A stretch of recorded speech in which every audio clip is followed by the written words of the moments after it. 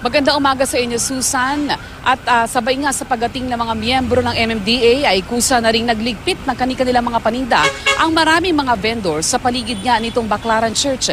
Alas 6 ng umaga nang dumating ang MMDA para nga magsagawa ng clearing operations at kaagad rin nilang isinaayos ang pagkakapwesto ng mga orange barrier. Pinapayagan pa naman ang mga vendor na manatili at magpatuloy na negosyo pero dapat hindi sila lalagpas sa concrete barrier. Sakop na concrete barrier ang unang dalawang outermost lane ng service road ng Roxas Boulevard sa harap ng Baclaran Church. Iyon namang nasa labas ng concrete barrier ay nagbaklas na ng mga pwesto.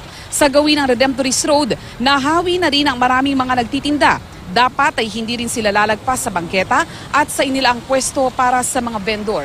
Samantala, bukod nga sa mga vendor ay pinangangasiwaan na rin ng MMDA ang daloy ng traffic sa bahaging ito ng service road ng Roxas Boulevard dahil maraming mga sasakyan ang patungo sa loob nga nitong Baclaran Church para magsimba ngayong araw ng Miyerkules. Ang lagay naman ng traffic, Susan, sa mga oras na ito ay nagkakaroon na ng bahagyang build-up o pag-isikip ng mga motorista sa bahaging ito nga ng service road ng Roxas Boulevard. At yan po ang sitwasyon mula dito sa lungsod ng Parañaque. Balik sa inyo, Susan.